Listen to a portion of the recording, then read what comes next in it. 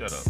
Listen, this is the last podcast. We might as well go make it a good one and toast it up. So, Hey. It's the last podcast. It's the last podcast. What's going on, everybody? This is your girl, Shannon. It's your man, Terrence J. And this is The Last Podcast. I really have no idea where we're going with this show. I have no idea. So I'm gonna let. Hey, listen, it's your show. You write it out. Hey, first of all, thank you guys. Welcome back to all our listeners, our viewers, fans, friends, family, friends. all the above, haters. Yeah. You know what I'm saying? People locked down. Shout out to y'all. Rikers Island, Loose Derek. What's up? Wow. They got the internet too. Yeah, they Because they be getting videos out. Yes, they do. Yeah, they do. Yes, But I they got do. these headphones on. I don't even know why. But they be getting. Thank you, Tom Jones. So, what's up? Let's go, man. So, well, once again, thank you, everybody, for coming back and joining us. And we're just going to jump right on into it with the weekly wrap-up. Yes, so the weekly wrap up. Before we do the weekly wrap up, though, We have to give our disclaimer. our disclaimer is we will be friends. After this show, Yeah, that is exactly. Now, the thing is, the way we're going to talk to each other, you're not going to believe so, you know, but we are, okay? yeah, And if fat shaming is a problem for you, please leave. Log out now. right Do not now, come back. Yeah, she has 9,449 fat jokes for me. And That's actually his weight. You walk right into that, but you don't walk at all. So let's go. all right. The weekly wrap up. We're gonna first start with the infamous fire marshal bill. Woo. Sydney Parham. Yeah, you got the name on that one. I don't know. I don't know. We'll call her Miss Sydney. I don't know. Call You her know. Angela Bassett from Waiting to His Head. Well, Angela Bassett was successful at her. This was a failed attempt. this was a epic failed attempt. Yeah. You know what was funny when she threw it in and it blew her back? I was like, "Whoa, that wasn't supposed to happen." I don't think she paid attention in class Clearly, on how fire and gas and everything works. So she threw it in. I mean, she was so confident when she did it, though. she was. And it was like, yo. oh, she did that with listen, I'm about to burn this down. down. Yeah. Yeah. It didn't quite work out so well Yeah. for you, Miss Sydney. The memes have been so funny. Yeah. Let me tell you something. They got church songs that they've made about this girl. Okay. And I'm gonna just say, rethink what you're gonna do before you're gonna do. Well, I guess my question is because I've been mad enough to set something on fire. Have you? Yeah. Okay. Plenty of times. I've been married for 12 years. What you think? Oh. But I just want to know, like, what exactly, like, what did he do? What did he do to get his car set on You fire? may walk out with your car on fire. Yeah, I'm like, what exactly did he do? Okay, let's go to that scenario. What could he have done to get his car set on fire? Ugh. All right, so let's see. Okay, the obvious, cheated. With an ugly baby mama.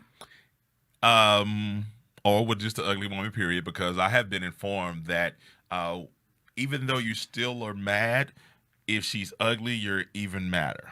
Yeah. Why is that? Because she's ugly. I mean, did we? Okay. Hey, Tiffany. Let me see. What else could he have done? He could have quit his job and couldn't pay the rent. Well, yeah, well, that's a good reason. Mm-hmm. I support that.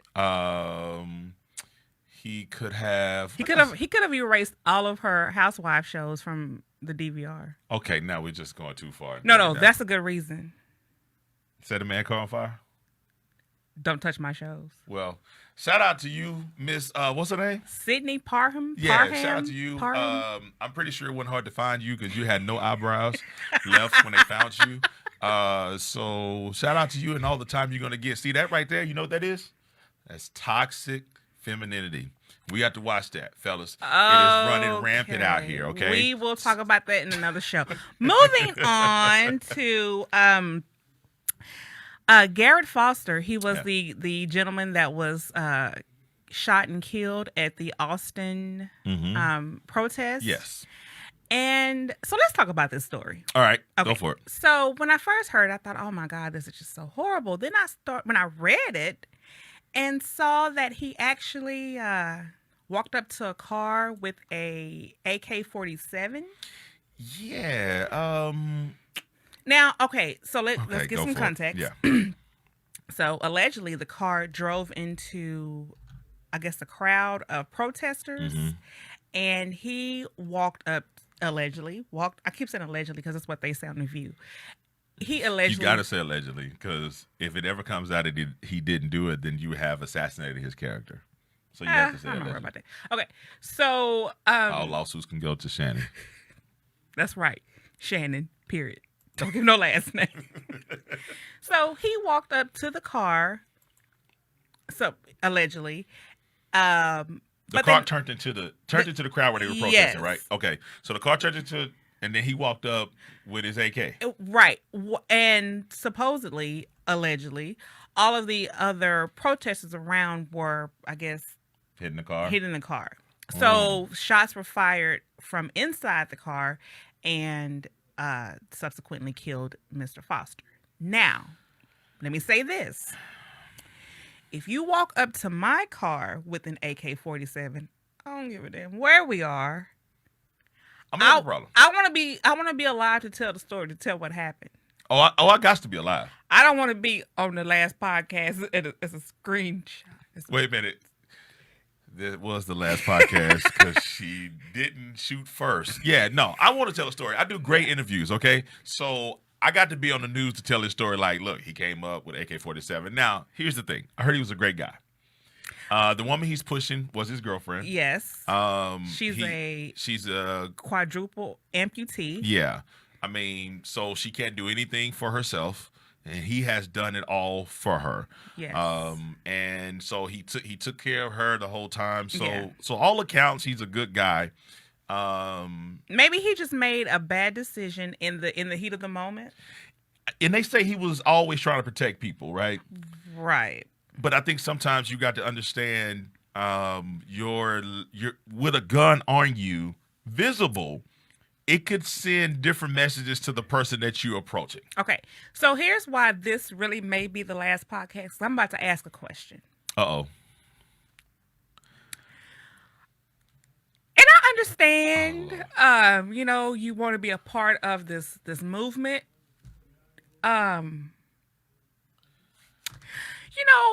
Stay at home if you. Let's just move on. Can we move on? Can we move on? Yeah, let's move on. All right, because this one right here, yeah, we're going to move on. Listen, so rest in peace to him. Rest in peace to Garrett Foster. It is an unfortunate situation. I think in any situation, we do not need to have any type of violence take place. And I know his goal was to protect the crew who was out marching and protesting. And so that was, from all accounts, his. But if he was protecting, how good of a protector was he if you pushing a wheelchair? Next, okay, your girl. All right. Oh. So we got Miss Stella. Dr. Stella Emmanuel. Stella got a groove back in Manuel. The voodoo doctor. The witch doctor. Trump's doctor. She's the one that says that the government is ran by aliens and reptilian. And that the cause of endometriosis or any type of reproductive issues is caused by demon sperm. Ooh, some of y'all been laying with the devil. But what kind of demon sperm? It's when you go to sleep and the demons. The dreamt demon sperm. Yeah. It's you sleep because you ain't awake. It's the demons in the dream. And I don't know if y'all seen that video when that lady, it was a church commercial. It was, and she was saying that the demon was coming at night and having oral sex with her, and he was like, "Come out to the demon, come out!" And she was like, "Ah, ah." So I don't know if they have anything to do with that, but you ain't never seen that. You ain't never seen that. It was a church. He was like, I saw it. Come I out. saw it. But the way you read. I'm just saying, she was like, He was like, come out. Don't do that again. He was hitting her in the stomach. He was like, get out of there. Get out of there. And she was like, So this Jesus. lady right here, I don't know if she's related to that lady, But she knows something about the demons that Well, come and sleep with you in your sleep. here is what someone asked today on my timeline. They asked, is it the reason why that we are giving her such a hard time is because Trump introduced her, to us, and because we don't like Trump, then we don't believe her. And I didn't say Trump didn't introduce us to Dr. Fauci, but how many of us knew who Dr. Fauci was before Trump said this is Nobody really knew who he was. Right. Exactly. So, but we researched and we saw how many presidents he's worked under, regardless of Democrat or Republican. We didn't dismiss him at all because he didn't have accounts of telling us that endometriosis is given to you by demon sperm in your sleep, dreamt up. Yeah, and she was real. Like she was like, the hydrochloroquine. Nobody need to die. We don't need to wear no mask. I have saved so many people. I am very concerned about the hydrochloroquine. Oh, you sound like Trump trying to say that. Hydrochloroquine. Well, because it is a drug that's used for rheumatoid arthritis and lupus, mm-hmm. And I don't see the connection on how it can help you. Now, I'm not a doctor. I just work with a lot of them. And I actually see this drug every day when I'm coding for rheumatoid arthritis and lupus. It's a DMARD. It's considered as a DMARD drug. So did you try to sound like you smart? I mean, I got a little something. I just ain't pretty. Hush. Pause. Keep going. Okay. So so here's what I think. I think that Trump put this black lady out here. Absolutely. Just like he put those idiots Diamond and Silk out there, and your boy and your Sheriff Coon Cook and the dumb surgeon. What's the dumb surgeon? Go off, TJ. That separate the twins. Go off. He was black, and then also who was the other little fool preacher that looked like the dude that son that Come On Be My Baby Tonight on The Real World back in the day. Wow. That long chin dude, he a preacher and he always swear up and down Trump is this biggest type of Christian. Listen, let me tell you something. They always giving black folk up there, just like that dumb Candace Owens, and also the other bad witch that was up there sleeping with him. What's her name? Allegedly. What's her Omarosa? name? Amaral. And so then you get all these black folks up here, and they just tout and just Trump. And so then you come bring this. Well, he figured that all of those people didn't work, so he's going to put a medical professional. But it's just like Trump I mean, that damn Trump is crazy. A whole voodoo doctor. A whole voodoo doctor. But right? and of course she's a double-edged sword for him because is a double-edged sword a good thing or a bad thing? It all depends on what you want to use it for. Okay. Well, because she's black and he's trying to. Oh yeah, they always gonna find. He's trying to find somebody that we can connect with to get the votes, and she agrees with his theory on this drug mm-hmm. that is supposed to cure COVID-19. Yeah. Which there have been studies that said that people actually got sicker when they took it. Yes. Probably because it is used to treat something else. And here's the thing. Let's just put this out there for a fact. If Trump retweets it, it's probably not good because remember he retweeted the guy saying white power. So I mean, we're not gonna go with that. We're not gonna. Yeah. So keeping this thing moving, we got the NFAC, the Not Around Coalition. So these brothers, they were not around. Okay. So they listen now. They FUX. Okay. Not around. They do. Okay. So they went out to support the whole Breonna Taylor please movement. Listen to this.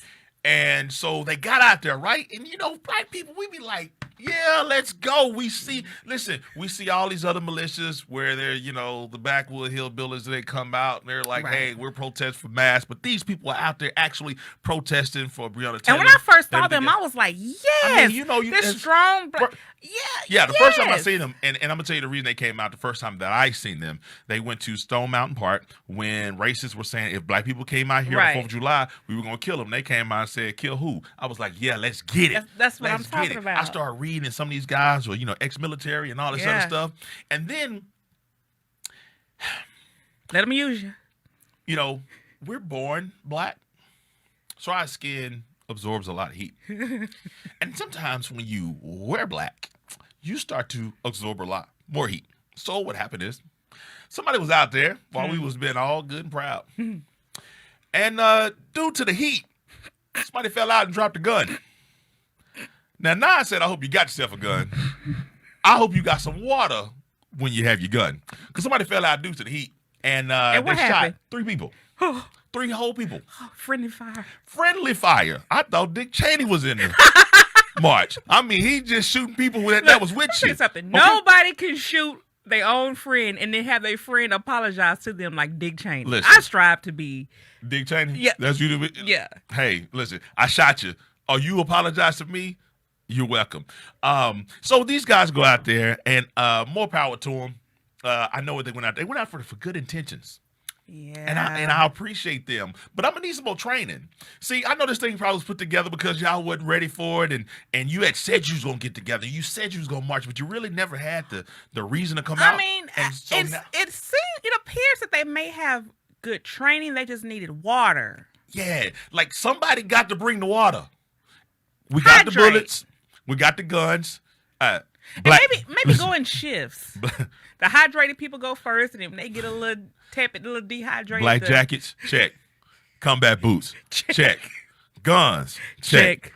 Bullets, check.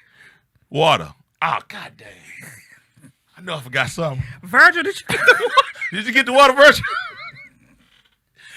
Oh, man. Leon done fell down. Leon gun just going out. Pow, pow, pow, pow, pow, pow. Leon shot me in the ass. Leon, what I'm going to need you to do is probably hydrate my dude. Okay?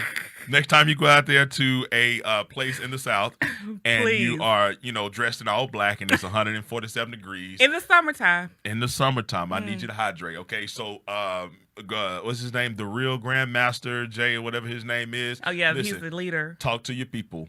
Hydrate, okay? So that's all I want to say on that. But the not messing around crew went out there, and we appreciate you guys' effort. Yeah, we really do. But I'm gonna just say this: I thought about joining until I realized y'all shoot your own, so I can't do it.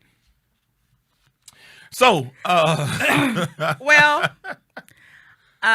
we had a great birthday on Monday. On Monday, Princess Purple Rain turned 36 years old. And this is when I fell in love with my soulmate. I was 4 when I first saw this movie. I wasn't supposed to be watching it. But anyway, I felt like God wanted us to meet. And it's been a love affair ever since. So happy birthday, Purple Rain. Happy birthday, Prince. I love you so much. I think I remember when I was young watching Purple Rain. I was a scene they went to this lake. You know what? I'm in trouble enough. Let's keep it going. So, all right. Well, that's our weekly wrap up. You Yes. have anything you want to, what you do this week besides eat? Wow. You know what? Buffets.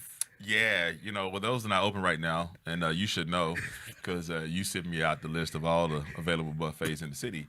But no, man, it's just a regular week. Just, I didn't have any black restaurant dilemmas this week. Oh, that's good. I went to all white establishments, Oh. and they gave me my food on I time thought you and were done going right. I thought this was going to go a different, okay. I was just messing around. So no, didn't have any of that this week, but I did want to jump into our subject for the day.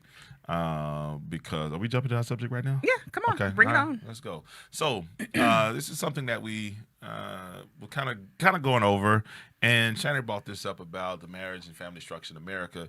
Black in America. Black America, that I think a lot of times we get to a situation where marriages it don't seem as prevalent as we think or hope or would like for them to be. Right. And I think a lot of times we start saying, okay, we start looking at the stats and say, okay, well, this many black people are not getting married. Right. Women are this less likely to get married. Right. Black women are the least likely to get married of all demographics. Absolutely. Yes.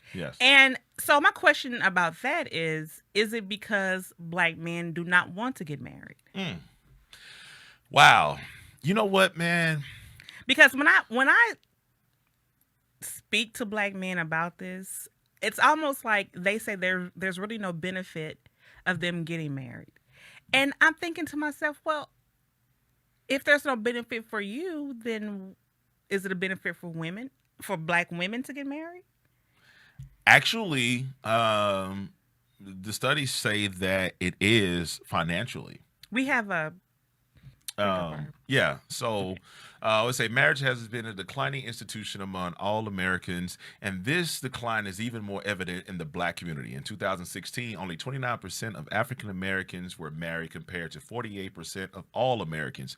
Half or 50% of African Americans have never been married compared to 33% of other Americans. So marriage in our community. Now, let's think about this, all right? I want to say what happened. Exactly. Okay. If you watch this show, you're going to realize that we tie everything back to one thing. Slavery. Okay? So now let's go all the way back so we can understand. In the slavery era, marriage was not conducive for you to honor it the way that it should be. Right. Because for guys, we were made to breed as many women. And for women, you were charged with trying to have as many babies as possible. Right. Now, I don't know the study, and I don't know the percentage of how many tribes that came over here believed in having multiple wives. And so maybe that was something that maybe it wasn't even normal for them. But from all accounts that we read, there were some family structure with some, man and woman marriages who, that's where jumping the brood came from and everything like that. But the one thing is that I don't think we were ever given the freedom to experience a relationship, man and woman, as slaves. As slaves, but I don't think we were given that ability to let that grow. I think it was always, you have to be in multiple households, you have to be in multiple locations, and there was nothing you could do about it. Right. So I think there was destruction from the very beginning. It was a destruction of family from the very beginning. Mm-hmm. And I feel like for a while, marriage was strong in the black community, in Black America. Family structure was strong. The man was the head of the household. The husband was there. The man was there, and the family unit was strong. Mm-hmm. And then something happened. And what would that be? Welfare. Now, with the welfare, it is not. You can't have the man in the house. You cannot have the you cannot have the man in the house. No. So what welfare told us is that you have a family. Let's say you have a family of 4, mm-hmm. and they need help to survive. The government says, "I will help you survive, but you cannot have this man in the house. You have to be a single parent, mm-hmm. which is mostly single mothers, and you with multiple children, and then we will help you." Now, so now you got to think about if you are struggling financially. Yes. And even if you want that guy there, and you had to get government assistance to be able to keep that, what did you do? You end up pushing the guy out. Right. Well, when you push him out, then he's left in a situation to where coronavirus, COVID. You did pass your test, right? Yes, I passed my test. You don't even know they lost your test. True. So, but when you push the guy out and he can't live in that house as a family structure. Well, now he's free roaming, right? But let's stop right there because I feel like we got ahead of ourselves. Okay. Let's go back and figure out, why do we even need the help from the government? What we were put in a position, really we were put in a position to fail from the moment we stepped foot on the soil. So, and that's why I always say, no matter what the media tells us, no matter what we see on, and what society tells us or what we see on social media, Black people are so dynamic because I can't think of another group of people who, excuse me, who have Black Americans who started where we started and have found a way to still thrive, no matter what, no matter all the oppositions, all the obstacles, we still found a way to thrive. But we do need help. And the help is not going to come from anybody else but ourselves. So let me just say that, because we don't need a white savior. You know what? We don't need a savior to come in and save us. But there is something to be said about restitution.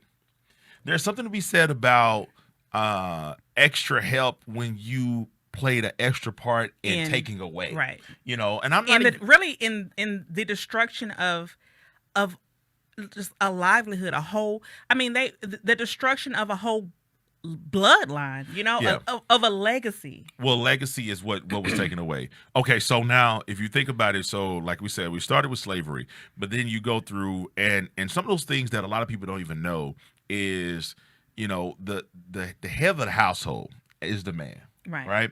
The head of the household was reduced to being really nothing in front of his kids, because anytime he did anything the master didn't like, you heard of this term called buck breaking, where he would have sex with the dad in front of the wife and the kids to show them that that guy you look up to is not the head. I am, right? So now, no matter what, and this has happened so many times, no matter what, when somebody goes through something even forcefully, you might love them, and you might want to give them, but something gets taken out of you when you see that. And so now think about the kids coming up. So the kids coming up are saying, okay, well, man, the strength of the family has been reduced to the toy of the master. And so this goes on for generation and generation. And just imagine you as a father telling your child one thing, and then someone else comes in, the master comes in and says, no, do this. He's completely taken away your,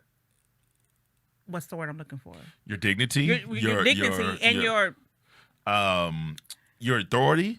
He's completely taken away your authority as a parent to your child. And that's kind of what has happened, really, don't come for me when I say this, but it's kind of what because if you do, I don't care. It's kind of what has happened in a lot of cases in child support court. You've taken the American justice white system has stepped in once again and has kind of dictated what you can and cannot do as a Black father. Now, a lot of that sometimes it's self-destructive. You got to watch where you plant your seed, but that's a whole different story. So let's go back to where we okay. So when we get to Jim Crow, but even in Jim Crow, the Black family structure was strong. It was stronger then, yes. It was absolutely stronger then. Yeah. Okay. Civil rights, it was strong. It was very strong. Yes, it was. And then what, 70s, 80s? Probably around the mid 70s, coming into the 80s. But see, okay, well, think about it. So now, and we're talking about the family structure, marriage in the Black community. What were all the things that destroyed that? Well, then along with the welfare was the war on drugs. So the war on drugs. The crack epidemic. And the crack epidemic. And then also, I'm going to tell you this, also the wars. The wars were the Black soldiers that went over that came back, and they couldn't get the same thing as the white soldiers. When they were able to apply for home loans and things, governmental grants, they couldn't get those. So you couldn't even advance your family when you went over and gave your life, your limbs, and everything else. So all these things, and I always say this: there are no excuses, but there are reasons. Yeah. There are reasons that you look and say, well, why aren't you where we are right now. Well, I didn't start where you where started. you started from. Yeah. You know, and we got to look at that in an honest lens. And on top of that, not only did we not start where you started from, what was in our way to even get to where you where you started from. Exactly. So, but this also reminds me of something I think you and I talked about a while back is with the crack epidemic and how that completely wiped out, full families, like full generations. And put all those people in jail, and you left the crackheads to raise the babies. To raise the babies. But that's not what I was going to say, though. I just remember my thought. My thought was, I think I just lost it again. I just called Quinn. I bet you thinking about food right now, though, aren't you? No, I was trying to think of my thought. You said, what did you say? Uh-oh. Yeah, come on now. I mean, this might be the last one, so you better get it out. Right. Well, just keep on going. Okay. I'll think about it. So all the things that happen, then we get to the welfare. The man can't be in the house, and so then you also get to the child support. If you go back and see the studies, Right. child support is even, especially with the arrests, it's it takes a harder toll even in our community Right. because what happens is that if there is some type of record that gets put on you for not paying child support, well, then guess what? You can't get a job. Or if you're in Right. jail, you can't get a job. And I'm not saying you shouldn't take care of your kids because I wholeheartedly believe in that. Oh, I remember what I was about But to say. all these things start to contribute to Right. that. What I was about to say is that I can imagine a father having a black man having all of these things against him, and he's wanting to go out and provide for his family, and having been replaced by the government because you can't be in the home. I can't even imagine how that would feel to for the woman to say you can't be here because I got to feed my kids. Yeah, exactly. And so what? That's that. You know what? And I'm gonna tell you that could possibly feel like a form of rejection. Yeah, exactly. So now if you don't want me here, okay, well, then what we do, we build up the false bravado. I don't want to be here, and then I go somewhere else. And so I think a lot of times when we look at, and I think the question you asked earlier about, do black men want to be married? And that's such a great question because I think it works in a different way for everybody. You start saying the benefits. So I have this conversation with friends of mine. They said, man, I couldn't be married because I couldn't deal with this. I couldn't deal with that. Is there a lot of stuff you deal with being married? Yes. Yes. Is there a lot of, quote unquote freedoms that, you can't do while you're married? Absolutely. Well, is it really? Well, no, there is. There's some freedoms that you have to not indulge in when you become married. Yeah, well, the obvious, but I feel like when you get married, you pretty much saying I don't want those freedoms anymore because I like the freedom to see other people. Well, I don't want to see other people anymore. Let's be honest. That's not what you're saying. That's the fairy tale thing. What you I didn't want to see those other people anymore. No, that is not. Let's just be honest. Are you talking about Barack Obama? You bring it up now. Listen, we're trying not to make this the last podcast. Okay, you're all right. So, sorry. No, what I'm saying is that we can go through and say that these things are the fairy tale world. Oh man, I don't want to see. No, what you're saying is this person is so special that I want to spend the rest of my life with them because I want to build. Because The other thing is this: as a man, when you go to look for a woman to be your helper, and I know a lot of times they be like, "Oh, your helper." Yes, women were created to be the helpmate, right? Right. So when you go and it's almost like creating a team, a basketball team. Right. You're saying, "Listen, who's gonna be on my team?" Right. And most real men want a woman who can help them build. Right. So when you get the maturity in your head, you say, listen, I want somebody that can help me build. So then I look for that certain woman. I say, listen, it's time for me to grow. And I think a lot of times that's what we fail to realize as men. When you hit that spot, when you say, it's time for me to grow. And then that's when I start looking for the woman who can help me grow in these certain aspects. Because, listen, it's all fun and games until you have a wife and a kid at home and those decisions that you make now are, people are depending on Right. you. And So that those decisions it's a directly whole affect nother them. exactly. Okay, so my question is, to bring it back to my initial question, are black men not wanting to get married because there is a deficit of those women, or is it because they feel like that they don't want to give up those freedoms? In this day with so many liberties and freedoms and opportunities and free stuff just being given out so easily, I don't think people want to give that up because they're like, yo, I still want to do what I do. And I don't want nobody to tell me that I can't do this because let's be real. Monogamy is not natural. That is not natural. And anybody who believes that, to me, I think is foolish. It is not natural. What you do is once you get into a monogamous situation, you make it your new normal. It's natural for David Lee. Well, you know what? It's not natural. I hate to tell you this. It's not natural. Because guess I'll what? talk to you after It's a reason. It's a reason the Bible tells you to cleave to your wife and cleave to your husband. It tells you to do that because it knows That is you won't do it, right? Right. So these are instructions that you had to be given to say this is how the marriage works. So no, it's not normal because if it was normal, I'd Then- never forget. Listen, we look out and we see things that are pleasing to our eyes Right. and we think they might be pleasing to our flesh. And I never forget this episode. It was some church show. This pastor was talking and he was interviewing Kirk Franklin. And Kirk Franklin said, yeah, pastor, I don't know at what age do you get when, that fine woman walking by don't catch your eye. Now, this, I mean, but you're not blind. So I know, but the pastor said, well, I tell you what, Kirk, it ain't 75. And he was letting him know, that Kirk, is I'm 75, Kirk, and it ain't going away no time soon. Okay, so here's my other question, because I've seen this a lot from a lot of the guys, that they feel like that black women are too independent now. It's almost like the feminist aspect of black women has kind of come in and overshadowed the role and the need of a black man. Like, we've replaced them with education, degrees, higher paying jobs, and it's almost like we don't need a man. And so some of them feel like that black women need to humble themselves and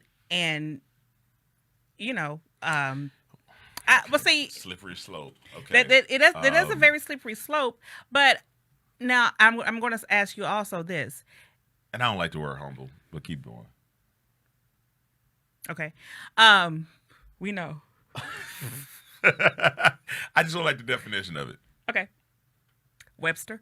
So I'm going to ask you this: do you think that really, because I know there are a lot of things that we need in the black community, but do you think that a fortified family, like a real strong family structure, going back to how our great grandparents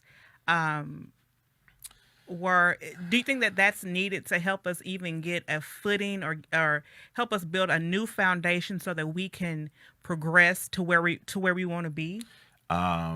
I do believe in the family structure of, it's just how I live my life and how you live yours can be totally different. But I believe, the mother and the father being able to give that two-side perspective of life and the growth. And it's how the Bible that I read tells it to do, right? So, but what if you don't believe in the Bible? Okay, but if you don't believe in the Bible, it's kind of hard for me to relate this message to you, Okay. right? And like I said, I don't knock you if you don't, but it's kind of hard for me for my belief system because it might be a little different from yours. But do we need that perspective from both sides? Absolutely. Right. Can we say go back to and see a lot of times we glorify Granny and Papa. But Let me tell you something. I love my pawpaw. I understand That's that. why I say great. I understand that.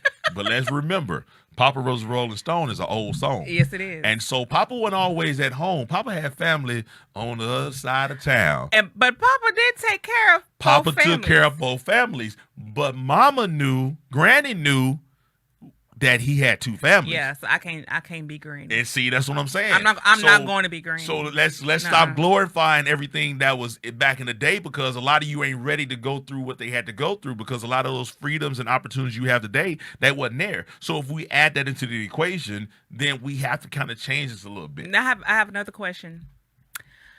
Do you think that the reason that black men are scared or don't want to get married is because they are intimidated by this successful black woman? No. See, I'm so sick of the narrative that black men are intimidated by women. Here's the thing. Sometimes we just say, I don't want to put up with that. Because see, this is what I'm not going to do. I am not going to fight for my position in this house. Okay. Now that's understandable. What I'm going to do is I'm going to go somewhere where I can be the man. Right. All right. So I'm not going to fight for this position. And I'm going to tell you something about a real black man, because I've had these conversations with a few of them. Right. And a few of them who have women who make more money than them.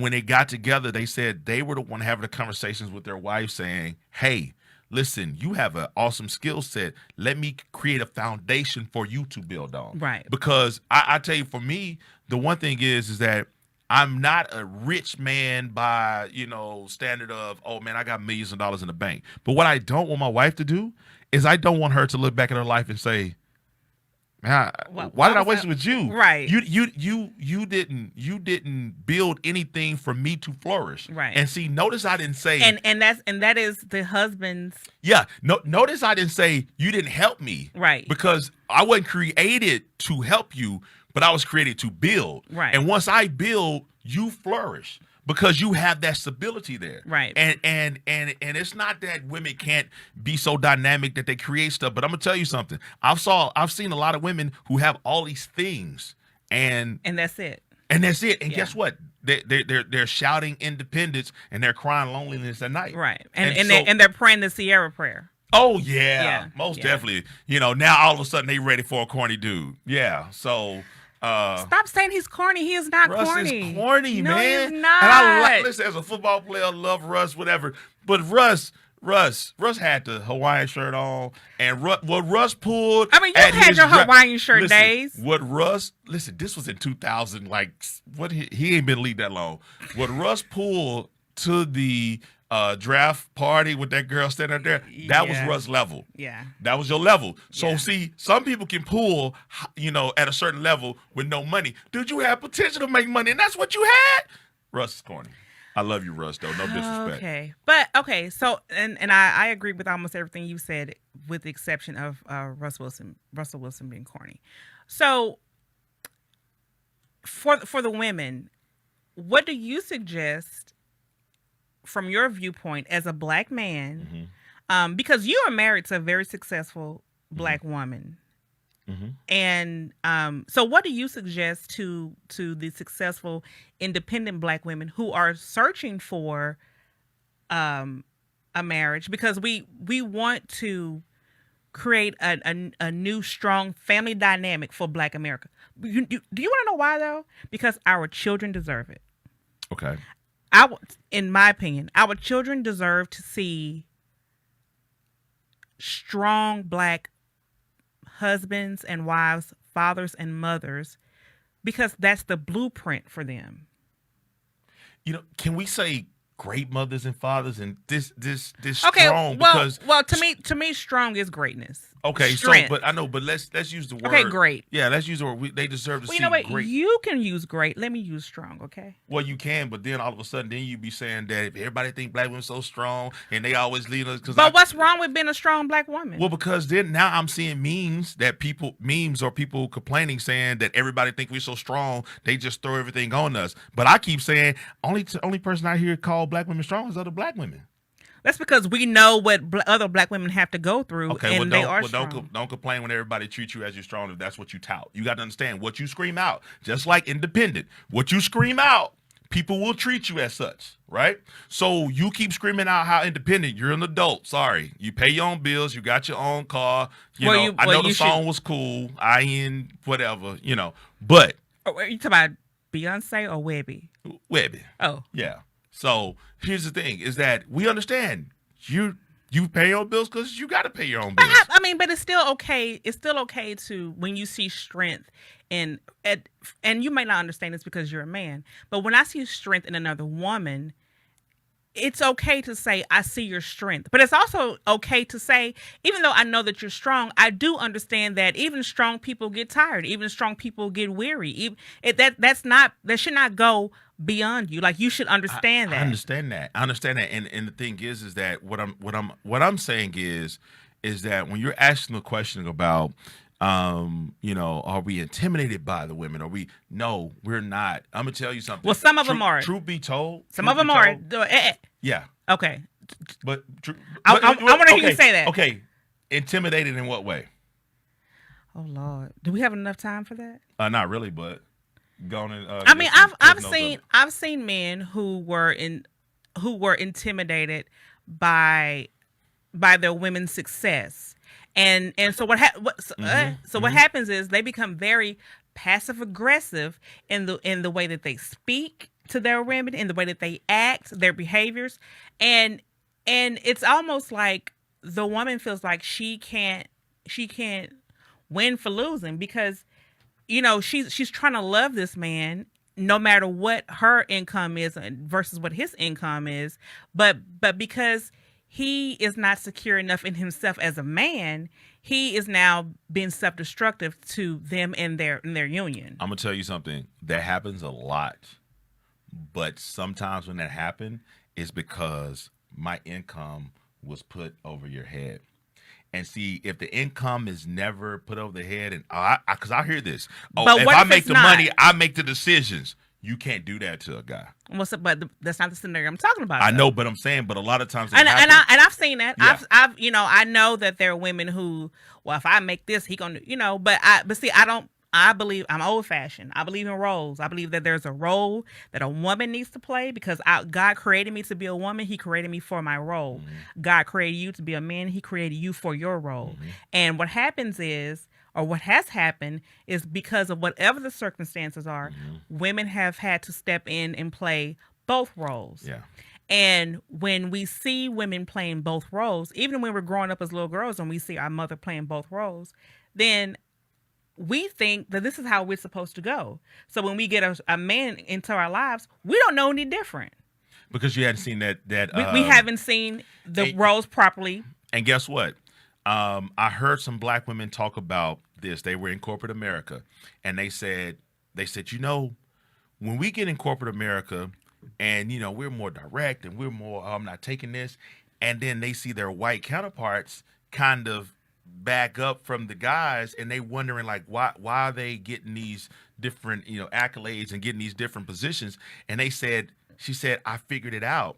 A lot of them, not all, because not all white people come from two-parent household, but she said a lot of them knew how to play that role. Yeah.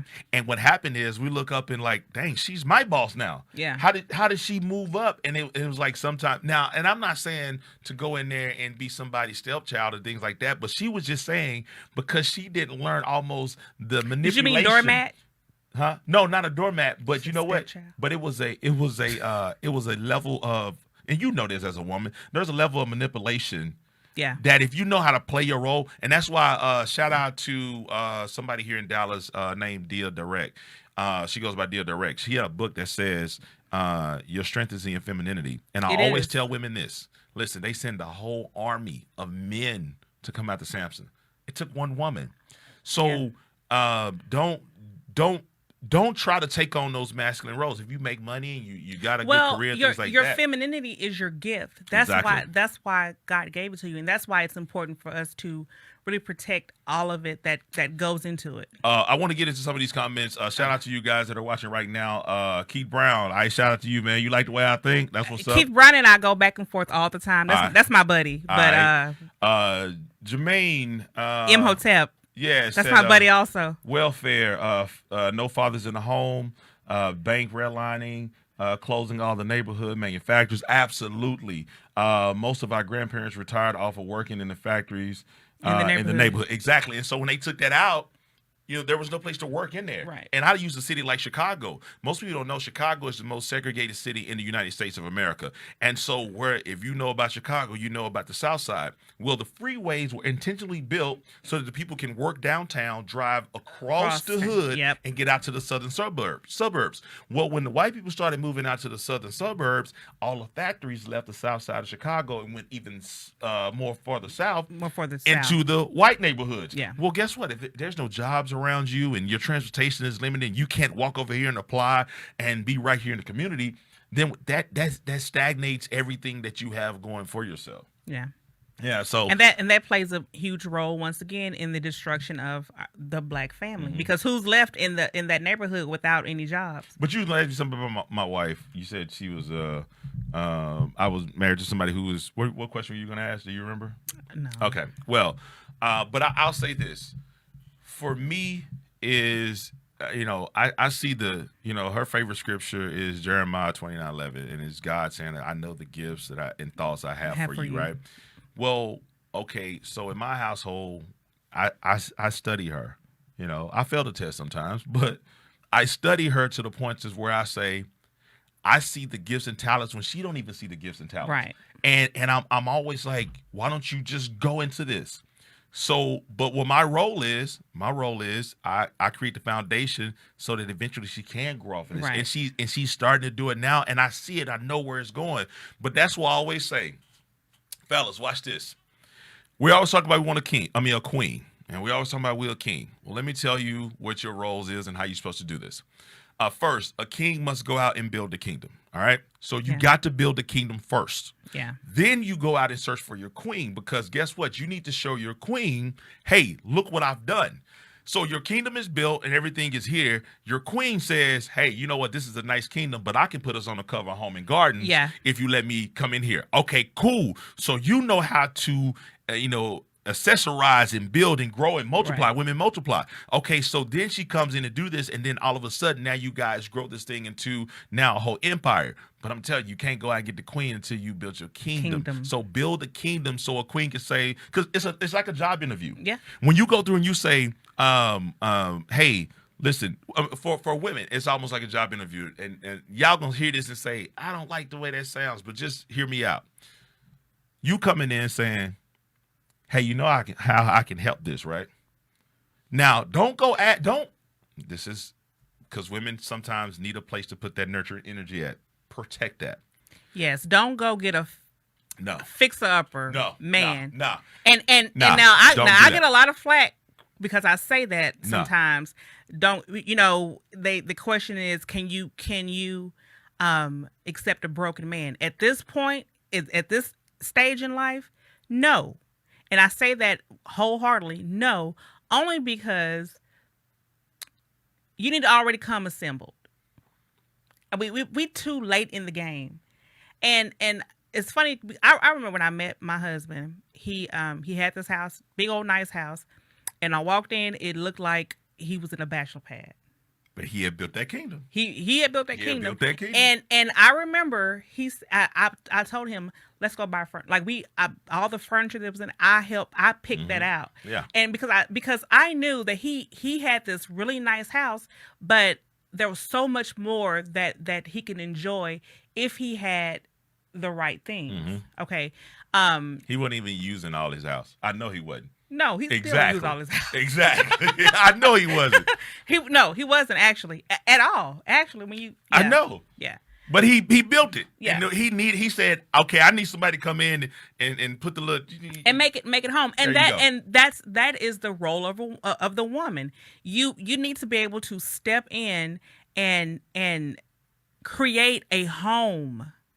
Because the man will build the house, the kingdom, but you need to create a home for him. And that creation, that means peace, that means harmony. That means when he comes in, he knows that he is the king of the castle, and he doesn't have to worry about any outside forces or any issues, And I'm not saying it's always gonna be peaches and cream and roses and like that, but there is something to a strong foundation between a black husband and a black wife, because that creates this strong foundation for a Black family, and I feel like we need that. We need that foundation for the Black family. Remember, right now, we are not our marriages, so we're not even getting married. So find out what that means for you as far as being married and paired with somebody, and find that person that you guys are going to be able to work together with, so you can build that. Yeah. So 50% of African Americans have never been married, and that's 33% for the rest of the country. That's a big difference. It is, all right, especially when we think about what we make up in population. Yeah. So. Well, thank you guys so much for viewing. This was a pretty good show. I'm sure we will. If you have any questions or any comments and you want us to come back and circle back and do a part 2. If we have another show. You know what? Because I still got questions about that girl in that wheelchair. But please. We really try not to make this the last show, Shannon. Oh yeah, because we want to do a part 2. Yeah. So drop your comments here. Any questions, because we really wanted this to be a more interactive show. Mm-hmm. And thank you guys for the comments that you did drop in there. We appreciate you so much. And shout out to Felicia, I saw you. Shout out to Adrian, Binky, Tiffany, my auntie Shirley, Keith. Thank you guys. We really appreciate your uncle in there. My uncle's in here. Mm-hmm. Uncle Earl's up in there. Hey, Uncle Earl. So we really appreciate you guys. Make sure to go follow the page, The Last Podcast. The Last Podcast. Do it on Instagram too. So we're trying to build our Instagram following up too. We are. Yeah. So we're gonna get out of here. Hopefully we have another show. It's a week to week basis type situation. Yeah, I have no idea. You have no idea. Especially dealing with me. But before we get out of here, we have to let you guys know. It has been 138 days and counting. Justice for Breonna Taylor. Go arrest those officers. Please. They're murderers. What are we waiting on? Yeah, exactly. Y'all arresting everybody else. Yeah, the protesters and everybody else, but not the officers. So 138 days. Can we get something done tomorrow? Please. All right. So this is The Last Podcast. I am Terrence J. I am Shannon. We'll see you guys next week. Hopefully.